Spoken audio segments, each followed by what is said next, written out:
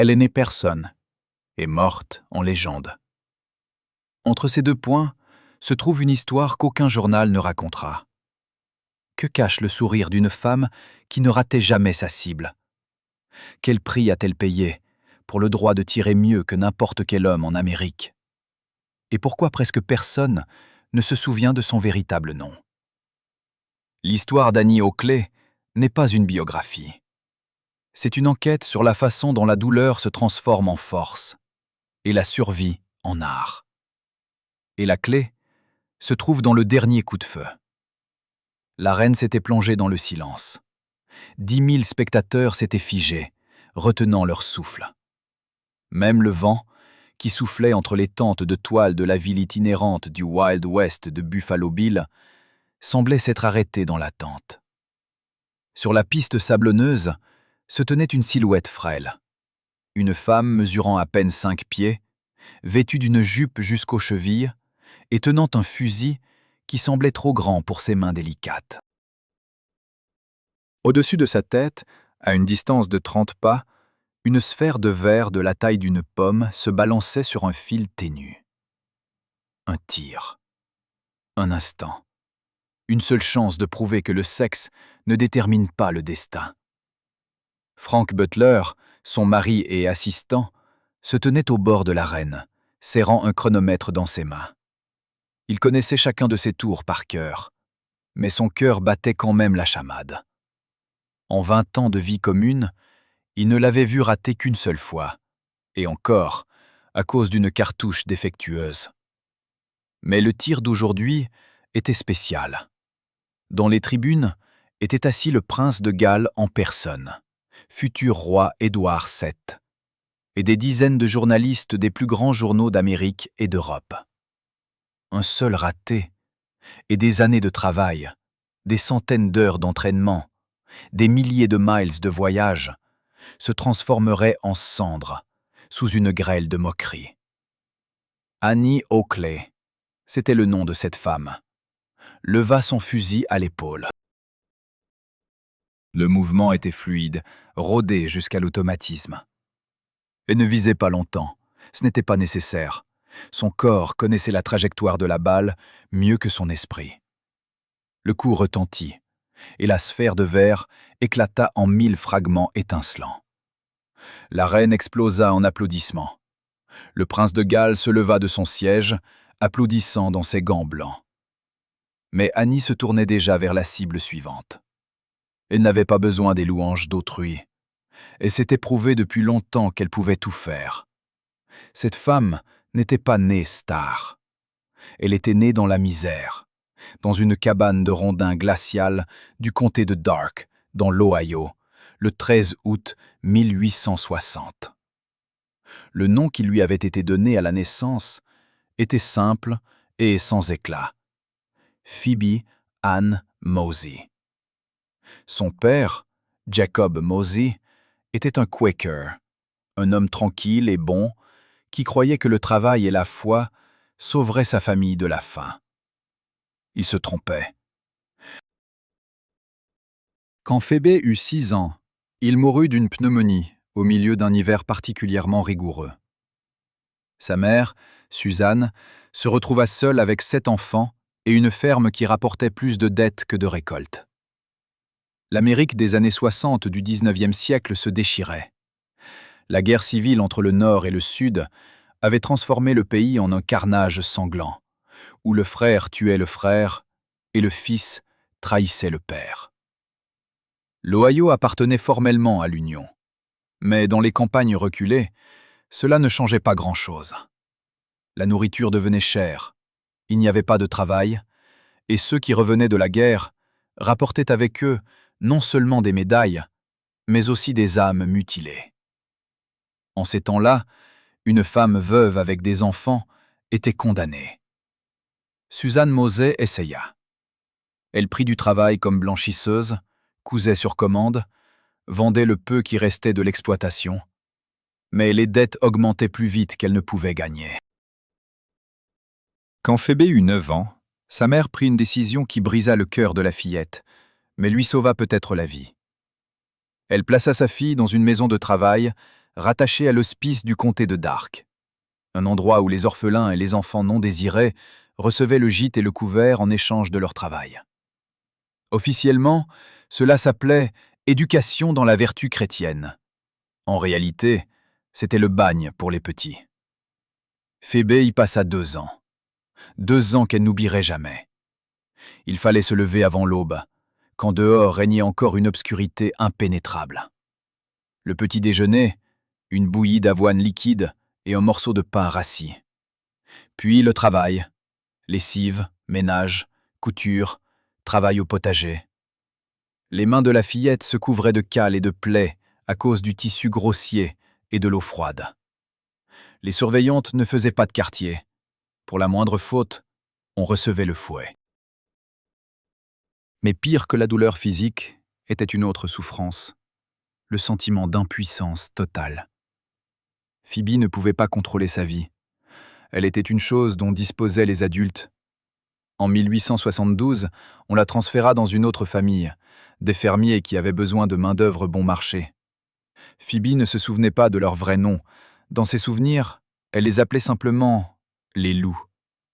Un mari et une femme qui la laissaient mourir de faim, la forçaient à travailler jusqu'à l'épuisement et la battaient parce qu'elle osait se plaindre. Une nuit d'hiver, alors qu'une tempête de neige hurlait dehors, elle tenta de s'enfuir. On la rattrapa, on la ramena et on l'enferma dans une grange non chauffée pour toute la nuit. Au matin, on trouva Phoebe inconsciente, les orteils gelés. Le médecin dit que quelques heures de plus et la fillette serait morte. Le salut vint de manière inattendue.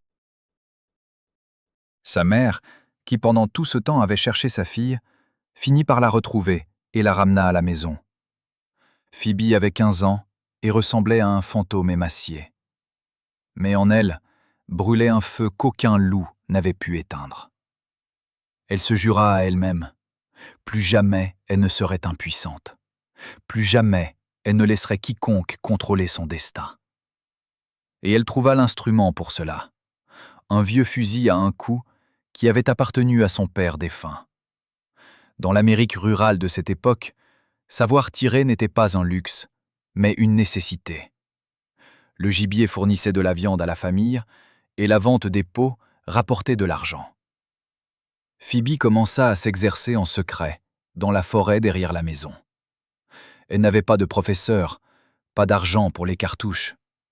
Chaque coup coûtait de l'argent, et chaque raté était un luxe inadmissible. Elle apprit à économiser les cartouches, ne tirant que lorsqu'elle était sûre de toucher. Elle étudia les habitudes des animaux, les trajectoires de vol des oiseaux, la direction du vent. Le tir se transforma d'une compétence en un art, de l'art en méditation. À 17 ans, Phoebe Mosey était devenue la meilleure chasseuse du comté. Elle vendait du gibier au restaurant de Cincinnati, cailles, faisans, lapins. Sa réputation grandissait. Cette gamine touchait toujours à la tête, sans abîmer la viande. Les restaurateurs la payaient plus que les autres chasseurs. Avec cet argent, elle remboursa l'hypothèque sur la maison de sa mère, une dette de $200 qui semblait insurmontable. À 19 ans, Phoebe Mosey était l'unique soutien de famille. Et elle était libre. Le jour qui changea tout arriva au printemps de 1880. À Cincinnati, débarqua le célèbre tireur Frank Butler, un Irlandais au charme d'acteur et à la précision de sniper. Il parcourait le pays en donnant des représentations et en acceptant des défis en compétition. Les enjeux étaient élevés, $100 pour le vainqueur. Le propriétaire de l'hôtel où logeait Butler décida de jouer un mauvais tour. Il proposa au tireur de concourir contre le meilleur chasseur local et omit de mentionner que ce chasseur était une frêle jeune fille mesurant 5 pieds. Frank Butler arriva sur le lieu de la compétition, confiant dans sa victoire. Il avait 30 ans, avait parcouru tout le pays et n'avait jamais perdu. Mais lorsqu'il vit son adversaire, une jeune fille en simple robe de calicot, les cheveux rassemblés en un chignon modeste, quelque chose en lui tressaillit. Ce n'était ni de la suffisance, ni de la pitié. C'était de l'intérêt. Dans son regard, il n'y avait ni peur, ni incertitude. Seulement la calme assurance d'une personne qui connaît sa valeur. Les règles étaient simples. Tir sur des pigeons vivants qu'on relâchait de boîte à distance. 25 coups. Celui qui toucherait le plus serait le vainqueur. Durant les 24 premiers rounds, les deux tireurs ne manquèrent aucune cible. La foule de spectateurs, venus assister à l'humiliation de cette gamine prétentieuse, se figea. Le 25e pigeon s'envola dans le ciel. Butler tira le premier et manqua. L'oiseau, effrayé par le coup de feu, changea brusquement de trajectoire. Phoebe leva son fusil, retint son souffle et pressa la détente. Le pigeon tomba. Frank Butler fut stupéfait, mais pas par la défaite. Il avait déjà perdu auparavant, bien que rarement. Ce qui le stupéfia, ce fut la jeune fille elle-même. Après la compétition, il s'approcha d'elle, lui tendit les $100 et dit « Vous tirez mieux que n'importe quel homme que j'ai rencontré. Comment vous appelez-vous » Elle répondit simplement « Phoebe Mosey ». Mais Butler n'était pas qu'un tireur. C'était un homme de spectacle. Et il comprenait que le nom importait autant que le talent. Phoebe Mosey sonnait trop ordinaire pour une vedette. Il fallait quelque chose de mémorable, d'éclatant, d'américain. Ils se revirent quelques jours plus tard, puis encore. Butler était charmé non seulement par son talent, mais aussi par son caractère. Phoebe était intelligente, déterminée et en même temps étonnamment modeste. Elle ne se vantait pas de son talent et n'aspirait pas à la gloire. Elle faisait simplement ce qu'elle savait faire mieux que quiconque, et cela suffisait. Pour Butler, qui avait passé toute sa vie sur scène, entouré de faux-semblants et de prétentions, cette sincérité était une bouffée d'air frais. Le 23 août 1880, ils se marièrent. Frank était catholique, Phoebe Quaker, et la cérémonie fut modeste, sans faste. Après le mariage, Butler proposa à sa femme une idée. Ils pourraient se produire ensemble, créer un duo de tireurs. Mais Phoebe refusa d'utiliser son vrai nom. Elle avait besoin d'un pseudonyme, quelque chose qui séparerait le personnage de scène de cette fillette qui avait souffert à l'hospice. Butler proposa plusieurs variantes. Finalement, ils s'arrêtèrent sur Annie Oakley, un nom qui sonnait à la fois amical et exotique. Annie, simple, populaire. Oakley, avec une touche de force et d'indépendance. Ainsi naquit la légende. Les premières années de leur représentation furent difficiles. Ils parcouraient de petites villes, se produisaient dans des cirques et sur des foires. Le public venait voir la curiosité, une femme qui tire. Beaucoup venaient dans l'espoir d'assister à un raté, à une humiliation, à la preuve que les femmes ne peuvent rivaliser avec les hommes. Mais Annie ne leur donnait pas ce plaisir. Elle entrait en piste dans un costume soigneusement choisi, une jupe jusqu'aux chevilles, un chemisier à volants, un chapeau à large bord, qui soulignait sa féminité. Et puis elle anéantissait tous les stéréotypes, pulvérisant cible après cible avec une précision chirurgicale. Ses numéros devenaient de plus en plus complexes. Elle tirait en regardant dans un miroir par-dessus son épaule. Elle brisait des boules de verre lancées haut dans les airs, tirant avec 2 fusils simultanément. Elle perçait une carte à jouer par la tranche à 30 pas de distance. Mais le numéro le plus célèbre fut celui qu'elle appela « la pomme de Guillaume Tell ». Elle abattait une pomme ou une cigarette tenue dans la bouche d'un volontaire. Habituellement, ce volontaire était Frank. Il se tenait immobile, fumant une cigarette, et Annie, sans viser, faisait tomber la cendre d'un coup de feu. La foule retenait son souffle. Un raté, et son mari mourrait. Mais Annie ne ratait jamais. Le tournant survint au printemps de l'année 1885, lorsque Annie et Frank reçurent une invitation à rejoindre le spectacle le plus célèbre d'Amérique, le Wild West de Buffalo Bill. William Frederick Cody, connu sous le nom de Buffalo Bill, était une légende de son vivant. Ancien éclaireur, chasseur de bisons, participant aux guerres indiennes, il avait créé un spectacle qui transforma le Far West d'une réalité sanglante en mythe romantique.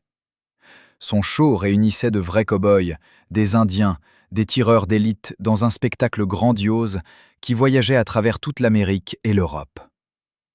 Buffalo Bill était sceptique. Il avait vu des dizaines de tireurs, dont beaucoup prétendaient au titre de meilleur. Mais lorsque Annie entra en piste pour son audition, il se tut. Elle ne faisait pas que tirer, elle créait du théâtre. Chacun de ses mouvements était ciselé, chaque numéro présenté avec art.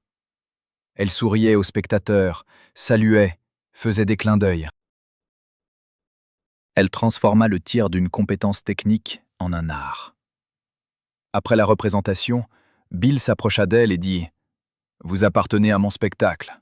Fixez votre prix. » De 1885 à 1902, Annie Oakley fut la vedette de ce spectacle.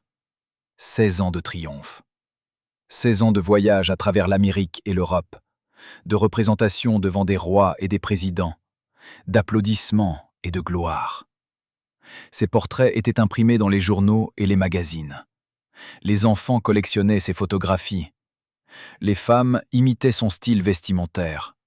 Les hommes admiraient sa maîtrise, bien que beaucoup tentassent de dissimuler cette admiration derrière un masque de condescendance.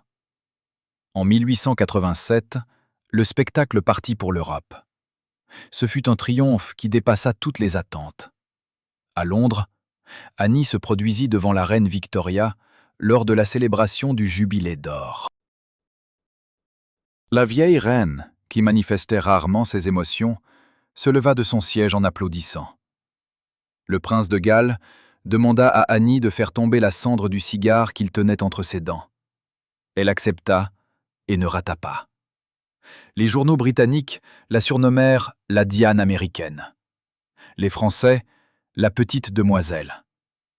Le Kaiser allemand Guillaume II souhaita personnellement participer à son numéro. Annie fit tomber la cendre de sa cigarette, se tenant à 30 pas.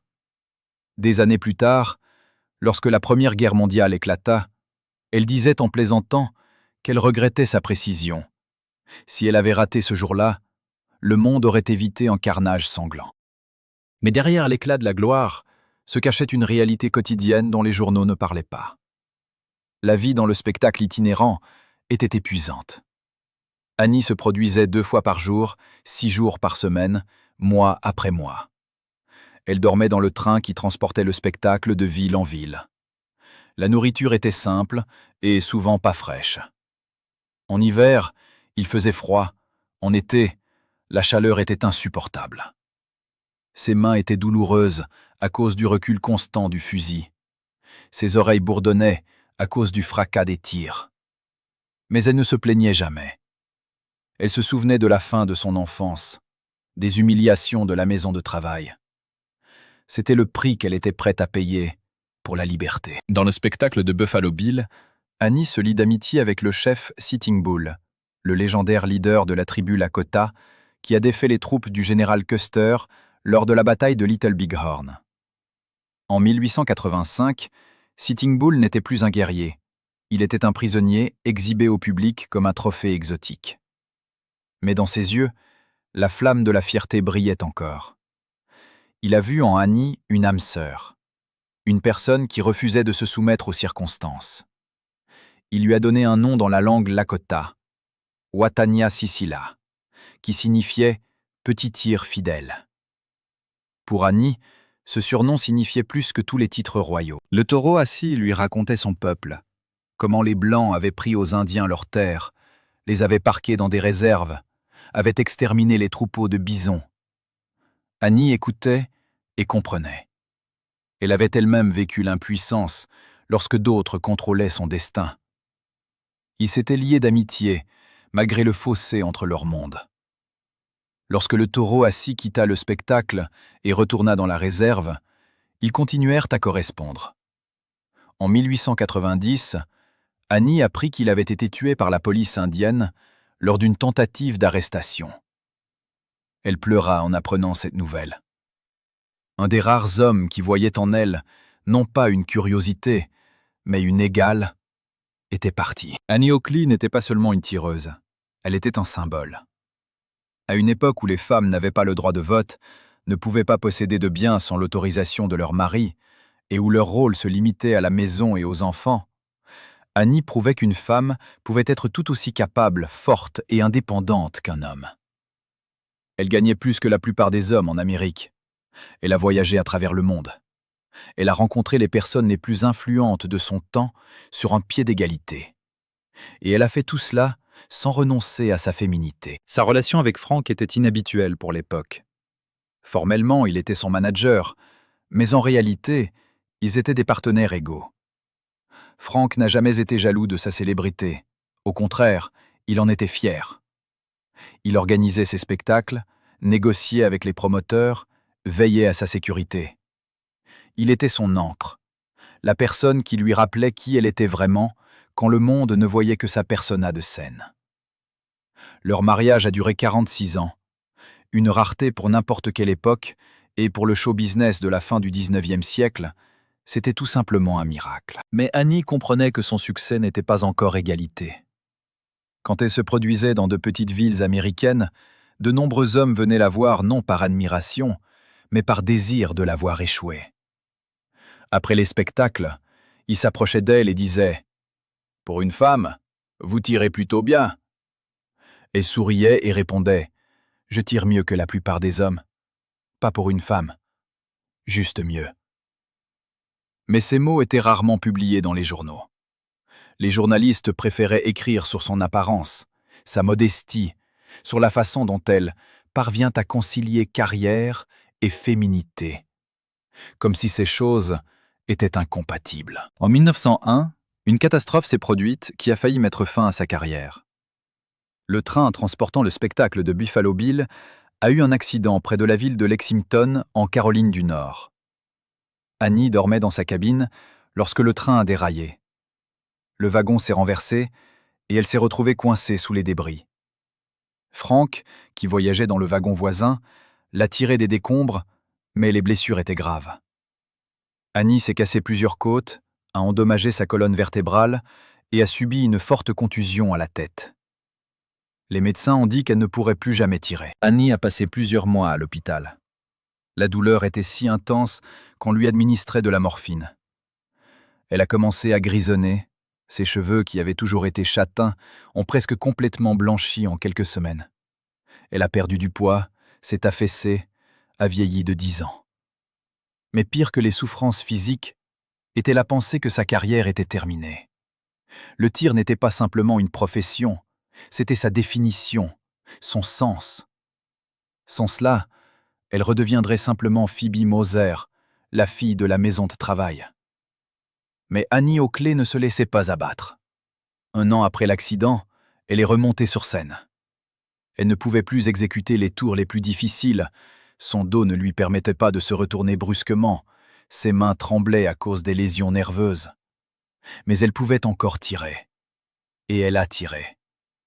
Peut-être pas aussi rapidement qu'avant, peut-être avec de petites pauses entre les tirs, mais la précision était restée. Elle continuait à briser des cibles, continuait à récolter des applaudissements. Le public ne savait pas ce que chaque performance lui coûtait. Elle cachait la douleur derrière un sourire. En 1902, Annie a quitté le spectacle de Buffalo Bill. Elle avait 42 ans, un âge où la plupart des artistes avaient déjà terminé leur carrière. Mais elle n'avait pas l'intention de prendre sa retraite. Avec Frank, elle continuait à faire des tournées, donnant des spectacles en solo. Ils voyageaient à travers l'Amérique, se produisant dans des théâtres et des foires.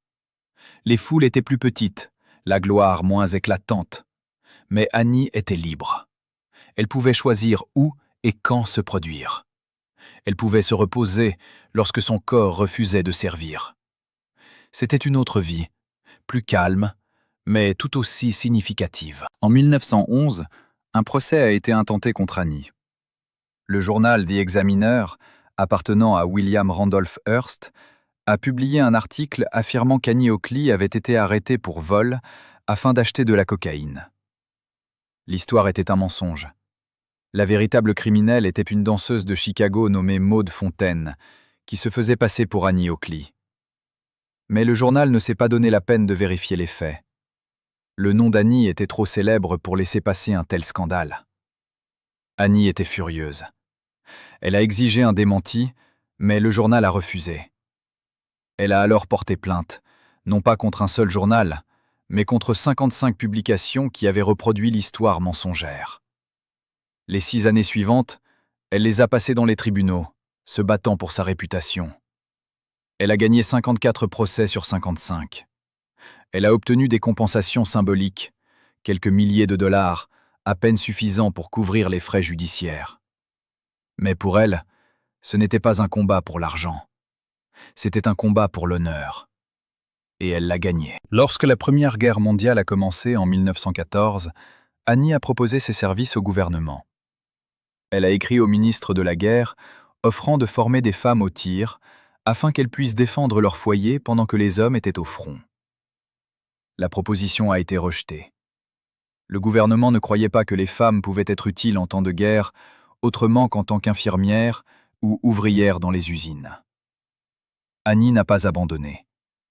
Elle a commencé à donner des discours de charité, collectant des fonds pour la Croix-Rouge.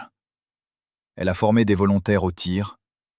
Elle a fait ce qu'elle pouvait, même si elle n'était pas reconnue officiellement. Au début des années 20, la santé d'Annie s'est détériorée. Les conséquences de l'accident de 1901 se faisaient sentir. Les douleurs dans le dos étaient devenues constantes.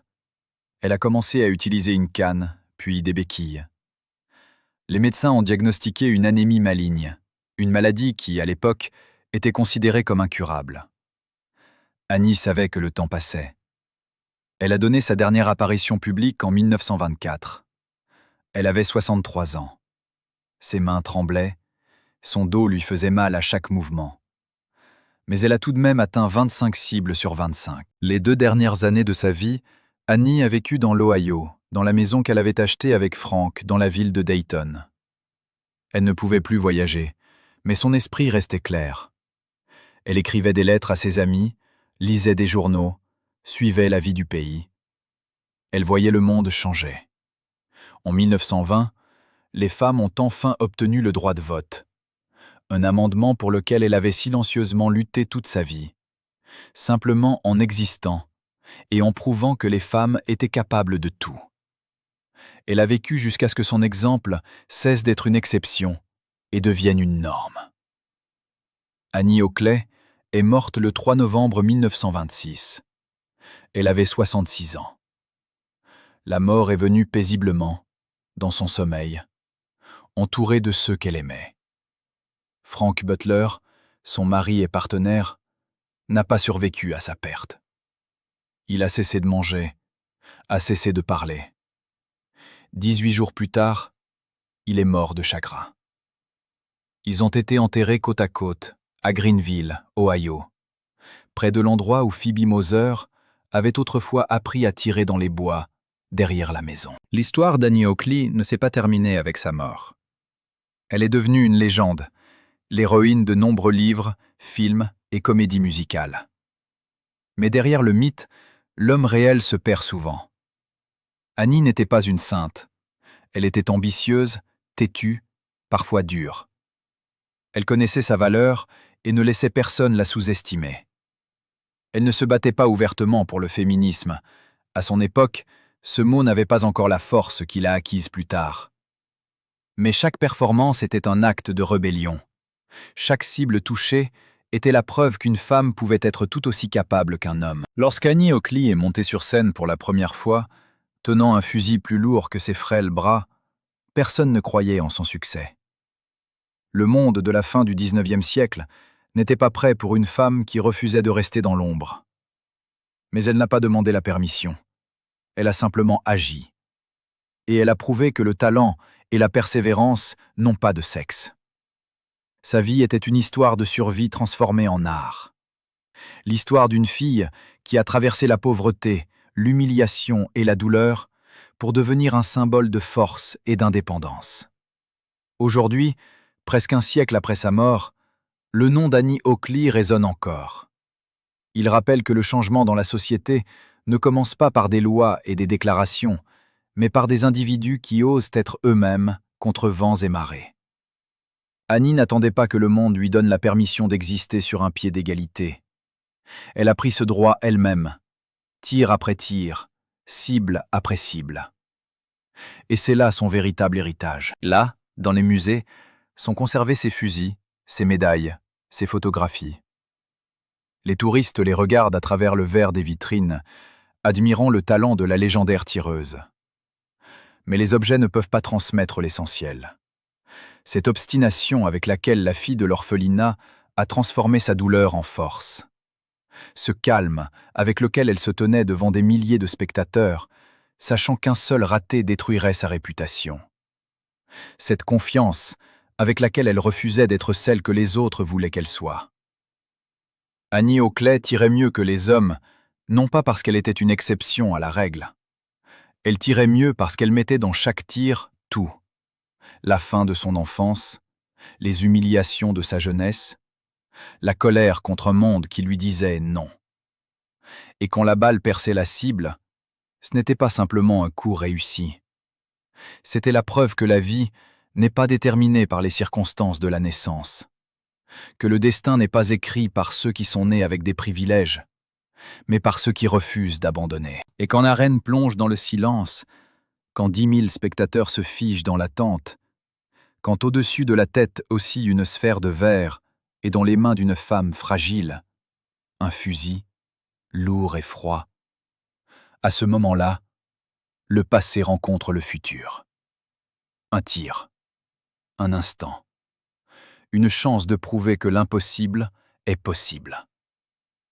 Et le tir retentira, et la sphère se brisera en 1000 éclats scintillants. Et le monde comprendra.